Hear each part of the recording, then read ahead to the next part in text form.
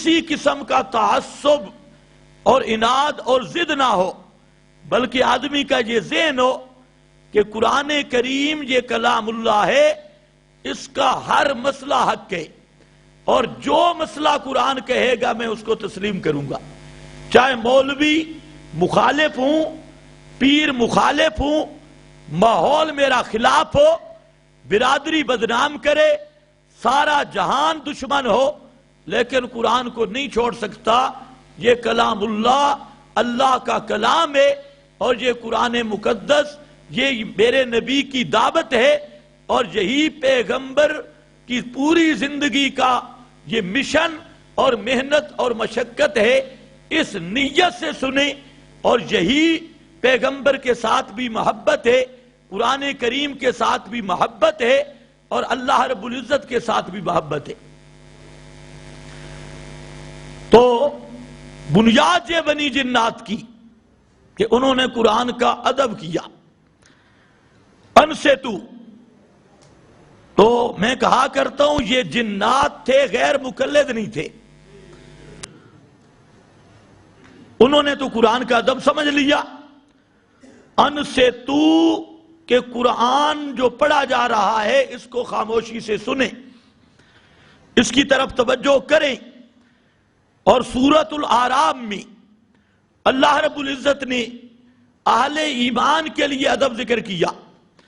قرآن کریم کے یہ تو جنات تھے، فرمایا اذا قرئ القرآن فاستمعوا لہ، جب قرآن پڑھا جائے، اذا قرئ القرآن فاستمعوا لہ، تم توجہ سے سنو۔ جس طرح یہاں پر آیا کہ ان جنات نے یستمعون القرآن، بڑی توجہ سے سنا قرآن کو، اور اسی چیز کو قرآن کریم نے سورہ جن میں ذکر کیا کہ انہو استمع نفر من الجن، استمع یستمعون، اسی کو ذکر کیا اذا قرئ القرآن، جب قرآن پڑھا جائے، فاستمعوا لہ، تم نے بھی توجہ سے سننا ہے، صرف کان بھی نہیں، دل کی پوری توجہ اس کی طرف۔ وانصتوا، اور خاموش رہنا ہے۔ انصتوا، انصات، خاموش رہنا ہے۔ یہ اہل ایمان کو ادب سکھایا جا رہا ہے، اور خود نبی کریم صلی اللہ علیہ وسلم کو قرآن کریم کا ادب اس انداز میں سکھایا گیا۔ جب ابتداءً جبریل وحی لاتا تو آپ صلی اللہ علیہ وسلم ساتھ ساتھ پڑھتے تھے، آہستہ، ادھر جبریل پڑھتا، ادھر نبی کریم صلی اللہ علیہ وسلم آہستہ سا پڑھنا شروع کرتے۔ آپ کا مقصد کیا تھا کہ مجھ سے کچھ حصہ رہ نہ جائے، کوئی لفظ یا حرف رہ نہ جائے۔ ادھر جبریل پڑھ رہا ہے، اور ساتھ نبی کریم صلی اللہ علیہ وسلم بھی آہستہ سے پڑھتے، زور سے نہیں پڑھتے تھے، آہستہ آپ پڑھ رہے ہیں۔ اور آپ کا مقصد بھی یہ ہے کہ کوئی حرف قرآن کریم کا، کوئی لفظ یا لہجہ، تلفظ، ادائیگی جبریل جس طرح کر رہا ہے اس میں فرق نہ آئے۔ اللہ نے فرمایا میرے پیغمبر لا تحرک بہ لسانک، لا تحرک بہ، کہ جب جبریل پڑھ رہا ہو اس کے دوران آپ اپنی زبان کو حرکت بھی نہیں دے سکتے۔ لا تحرک بہ لسانک، باقی رہ گیا مسئلہ، کوئی حرف رہ نہ جائے، کوئی لہجے میں فرق نہ آئے، ادائیگی میں فرق نہ آئے، تو فرمایا یہ میری ذمہ داری ہے۔ یہ تین چیزیں میں میری ذمہ داری ہے، آپ کی نہیں۔ ساری دنیا میں حافظ بنیں گے محنت کر کے اور قاریوں کی ضربیں کھا کر، لیکن آپ کو قاری بنانا یہ میرا کام ہے۔ آپ کو قاری بناؤں گا اس طرح کے زبان سے حرکت بھی نہیں کرنی۔ اس قرآن کو انا علینا جمعہ و قرآنا، اس قرآن کا تمہارے سینے میں جمع کرنا میرا کام ہے، تم اس کا فکر نہ کرو، اور اس قرآن کا قاری بنانا یہ بھی میرا کام ہے، اس میں بھی فکر نہ کرنا۔ ثم انا علینا بیانا، پھر اس قرآن کا مفسر بنانا اور لوگوں کے سامنے قرآنی مطالب اور معانی مفاہیم کو کھول کر بیان کرنا، اور یہ فہم قرآن، بیان قرآن، تفسیر قرآن، یہ بھی میرے ذمہ ہے۔ مفسر بھی میں بناؤں گا، قاری بھی میں بناؤں گا، اور حافظ بھی میں بناؤں گا۔ لیکن لا تحرک بہ لسانک، قرآن کا ادب یہ ہے کہ جبریل پڑھ رہا ہو تو امام کائنات کو بھی ساتھ پڑھنے کی اجازت نہیں۔ اسی سے امام اعظم امام ابو حنیفہ رحمت اللہ تعالی علیہ نے ایک مسئلہ اخذ کیا، جو مسئلہ قرآن میں تھا، احادیث میں تھا، امام صاحب نے اخذ کیا اور فرمایا جب امام قرآن پڑھے مقتدی کو امام کے پیچھے پڑھنے کی اجازت نہیں، اور وجہ یہی تھی۔ اب یہاں پر چند غیر مقلدین انہوں نے یہ شور کیا کہ اگر مقتدی فاتحہ نہ پڑھے، مقتدی کی نماز ہی کوئی نہیں، مقتدی فاتحہ نہ پڑھے تو اس کی نماز باطل ہے۔ حالانکہ یہ مسئلہ کہ مقتدی فاتحہ نہ پڑھے اس کی نماز ہی نہیں، یہ جو مسئلہ ہے اس مسئلہ کی کوئی بنیاد اور کوئی دلیل نہیں کہ مقتدی اگر فاتحہ نہ پڑھے تو نماز ہی نہیں۔ یہ اس نام نہاد فرقہ اہل حدیث اور نام نہاد یہ غیر مقلدین کا ٹولہ، یہ ان کا اپنا بنایا ہوا مسئلہ ہے، نہ خدا کے کلام کا مسئلہ ہے، نہ پیغمبر کے فرمان کا مسئلہ ہے، نہ صحابہ کرام کا مسئلہ ہے۔ یہ مسئلہ انہوں نے خود گھڑ لیا کہ مقتدی فاتحہ نہ پڑھے اس کی نماز ہی نہیں، بلکہ قرآن کریم نے جو قرآن اپنا ادب ذکر کیا وہ ادب بھی یہی ہے کہ قرآن پڑھا جائے تم خاموش رہو۔ جنات نے یہی ادب کیا اور خود نبی کریم صلی اللہ علیہ وسلم کو یہی ادب سکھایا گیا۔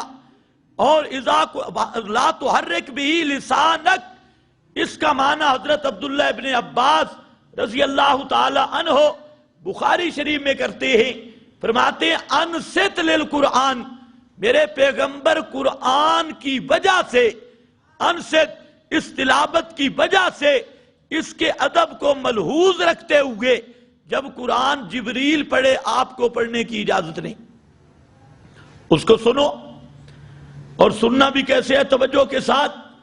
تو اس لیے اسی سے یہ مسئلہ ہے، اور یہ مسئلہ بھی کوئی خاص اخذ شدہ نہیں، نصوص کا مسئلہ ہے۔ مسلم شریف میں حضرت ابو موسیٰ اشعری رضی اللہ تعالیٰ عنہ ان کی حدیث ہے، یہاں اتنا آ گیا اذا قرئ القرآن، جب قرآن پڑھا جائے۔ اب یہاں قاری معلوم نہیں تھا، قرات کا فاعل معلوم نہیں تھا، کون پڑھے کون نہ پڑھے۔ وہاں مسلم شریف میں نبی کریم صلی اللہ علیہ وسلم کا وہ فرمان اس بات کو واضح کر رہا ہے کہ اذا قرئ القرآن، جب قرآن پڑھا جائے اس کا کون قاری ہے، کون فاعل ہے، اللہ کے محبوب نے فرما دیا۔ حضرت ابو موسیٰ اشعری کہتے ہیں کہ اللہ کے محبوب نے ہمیں نماز پڑھائی، سکھائی، نماز کا طریقہ سکھایا، علمنا صلاتنا، ہمیں نماز کا طریقہ، نماز کیسے پڑھی جاتی ہے۔ آپ صلی اللہ علیہ وسلم نے فرمایا اذا کبر الامام فکبروا، جب امام تکبیر کہے تم تکبیر کہو، وَإِذَا قَرَأَ فَأَنصِتُوا، اور جب امام قرات شروع کرے تم خاموش ہو جاؤ۔ اذا قرأ فانصتوا، امام قرات شروع کرے تم خاموش ہو جاؤ، انصتوا۔ اور یہ وہ حدیث ہے جس کے متعلق امام مسلم سے شاگرد نے سوال کیا کہ یہ جو آپ نے حدیث جہاں ذکر کی ہے کہ امام پڑھے اور مقتدی خاموش ہو جائے اور توجہ سے سنے، اسے پڑھنے کی اجازت نہیں، ان سے تو لا تحرک، زبان ہلا سکتا نہیں، زبان ہلانے کی بھی اجازت نہیں۔ تو اس طرح کی ایک حدیث حضرت ابو ہریرہ سے بھی ہے۔ یہ شاگرد نے سوال کیا امام مسلم سے کہ آپ نے ابو موسیٰ اشعری کی روایت جہاں ذکر کی اور ایک روایت حضرت ابو ہریرہ سے بھی ہے، وہ یہاں ذکر نہیں کی، تو آپ صلی اللہ علیہ وسلم امام مسلم نے کہا ہووا اندی صحیح، وہ روایت بھی میرے نزدیک بالکل صحیح ہے، لیکن یہاں پر میں وہ حدیثیں لایا ہوں اور وہ روایت لایا ہوں جس کے صحیح ہونے پر تمام محدثین متفق ہیں اور محدثین کا اجماع ہے۔ اب یہ صحیح سند کی حدیث مسلم شریف میں، اور یہ صاف یہی ادب بتا رہی ہے کہ جب امام پڑھنا شروع کرے، قرات شروع کرے، تمہیں ساتھ پڑھنے کی اجازت نہیں، ان سے تو خاموش رہو۔ آگے سے اللہ کے محبوب نے یہ فرق نہیں کیا جاری ہو یا سری ہو، دور کھڑے ہو، قریب کھڑے ہو، بہرے ہو یا سننے والے ہو، لاؤڈ سپیکر کے پر پڑھ رہا ہو، تمہیں آواز پہنچ رہی ہو نہ پہنچ رہی ہو، کوئی تفصیل نہیں کی، ان سے تو ہر حال میں امام کے پیچھے چاہے جاری نماز ہو چاہے سری نماز ہو کسی طرح بھی پڑھنے کی اجازت نہیں۔ ان سے تو کا یہ لفظ مطلق اسی پر دلالت کرتا ہے اور یہی مسئلہ سمجھا رہا ہے۔ بہرحال اسی طرح وہ حضرت ابو ہریرہ کی جو حدیث جس کا حوالہ شاگرد نے دیا وہ نسائی میں ہے، اور امام نسائی رحمہ اللہ نے نسائی شریف میں اوپر جو ہیڈنگ دی ہے اور اوپر جو باب قائم کیا، عنوان دیا، وہ عنوان بھی یہی دیا کہ میں اذا قرئ القرآن فاستمعوا لہ وانصتوا، اس آیت کا معنی بیان کرنا چاہتا ہوں، اس آیت کا مطلب اور مفہوم کیا ہے۔ اور نیچے امام نسائی حضرت ابو ہریرہ کی وہ حدیث ذکر کرتا ہے کہ اللہ کے محبوب نے فرمایا اذا کبر الامام فکبروا، امام جب تکبیر کہے تم تکبیر کہو، وَإِذَا قَرَأَ الْإِمَامِ، اور جب امام قرات کرے فَأَنْصِتُوا، تم خاموش ہو جاؤ۔ تکبیر کے بعد ویسے امام سورہ یاسین پڑھتا ہوگا، تکبیر کے بعد امام کون سی سورت کی قرات کرتا ہے؟ سورت فاتحہ۔ اب وہ ہمارے غیر مقلد ساتھی کہتے ہیں سورہ فاتحہ کا لفظ دکھاؤ، ہم کہتے ہیں تم اپنے سر پہ تھوڑا تیل لگاؤ، ہاں تمہارے دماغ کی خرابی ہے، لفظ دکھاؤ۔ واہ واہ، اس سے واضح کیا ہوگا کہ جب امام پہلے قرات میں سورہ یاسین پڑھتا ہے یا سورہ فاتحہ؟ یہاں بھی لفظ دکھانے کی ضرورت ہے۔ تکبیر کے بعد جب قرات امام شروع کرتا ہے فاتحہ سے شروع کرتا ہے، یہ الگ مسئلہ ہے کہ غیر مقلدین ان کا امام پتہ نہیں کہاں سے شروع کرتا ہوگا۔ ہمارا امام حضرت محمد مصطفیٰ صلی اللہ علیہ وسلم، آپ کے بعد ابو بکر صدیق، حضرت فاروق اعظم، یہ مسلم شریف میں ہے، یفتتحون القراءۃ بالحمد للہ رب العالمین، یفتتحون شروع کرتے تھے قرات اذا قرأ فانصتوا، جب امام قرات کرے شروع کرے تم خاموش ہو جاؤ۔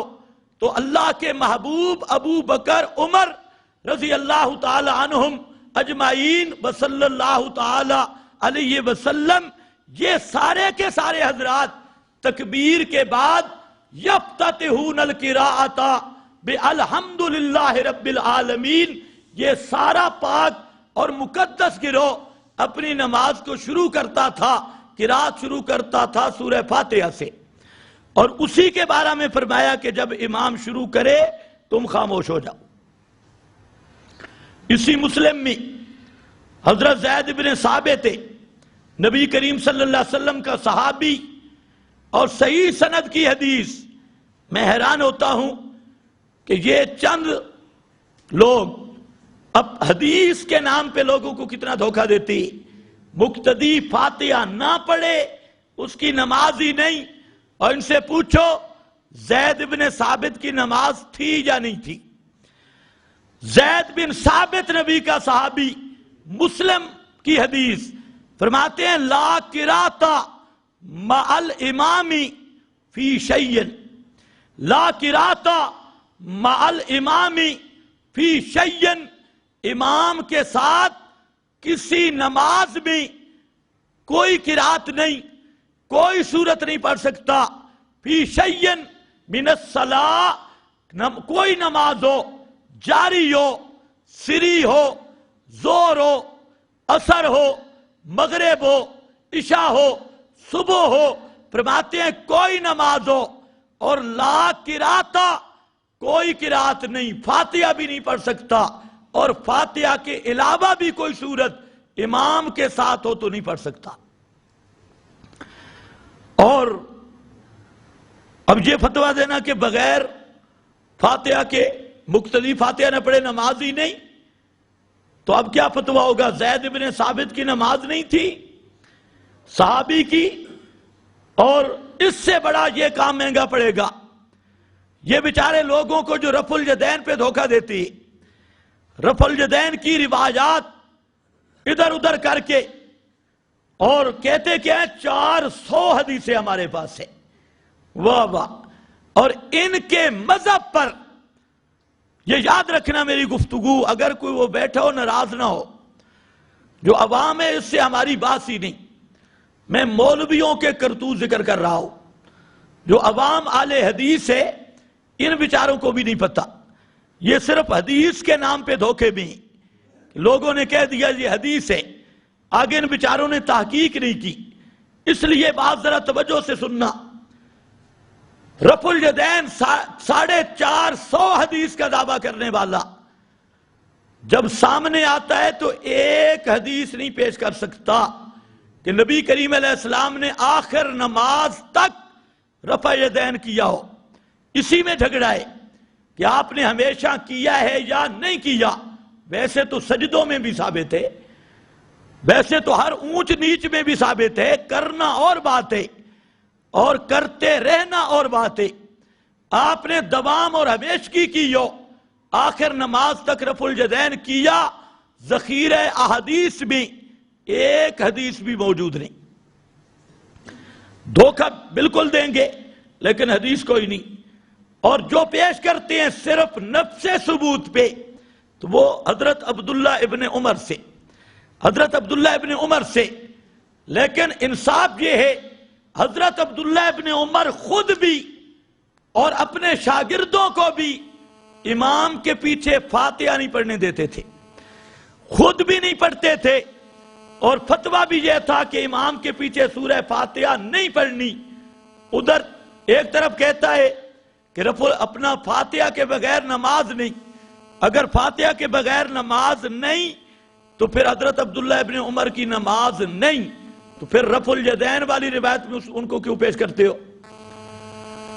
یعنی ایسے چکر میں پھنسے، پتہ چلتا نہیں، ایک طرف فتویٰ دیا جا رہا ہے کہ عبداللہ ابن عمر کی نماز ہی کوئی نہیں، اور دوسری طرف حضرت عبداللہ ابن عمر کی روایت پیش کی جا رہی ہے جی رکوع جاتے، رکوع اٹھاتے رفع الیدین کرنا چاہیے۔